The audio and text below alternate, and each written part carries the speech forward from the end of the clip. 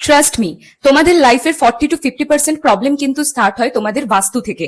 তোমাদের চার্ট যতই ঠিক থাকুক না কেন, বাস্তু যদি পারফেক্ট না হয় তাহলে কিন্তু মেন্টাল স্ট্রেস, অ্যাংজাইটি থেকে থেকে একটার পর একটা হেলথ ইস্যু, টাকা পয়সা বাড়িতে যতই আসুক সেগুলো ড্রেনেজ হয়ে যাওয়া, এগুলো বন্ধ হয় না।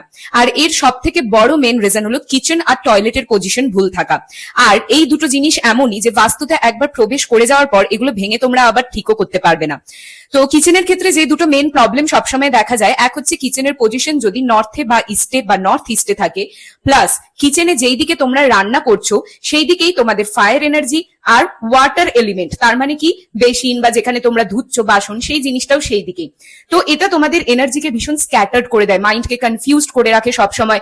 বাড়ির বাইরে থাকলে হয়তো ফ্রেশ আছো, বাড়িতে ঢুকলেই হয়তো সাফোকেটেড লাগছে, টাকা পয়সা যতই ইনকাম করছো না কেন সবকিছু ড্রেনেজ হয়ে যাচ্ছে।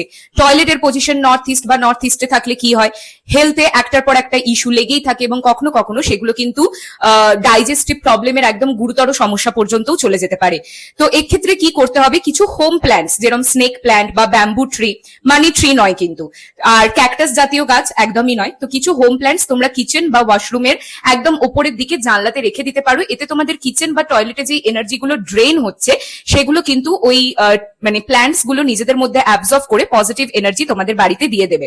আর সেকেন্ডলি আমি যেটা বলি যে প্রত্যেক পূর্ণিমায় ভালো করে রক সল্ট দিয়ে কিচেন বা ওয়াশরুম পরিষ্কার করে নেবে, তাতেও পজিটিভ এনার্জি কিন্তু বজায় থাকবে। তো খুবই সিম্পল টিপস এগুলো, এগুলো ফলো করো, 1 মাসের মধ্যেই তোমরা রেজাল্ট পাবে। আর রেজাল্ট জানাতে আমাকে একদম ভুলবে না।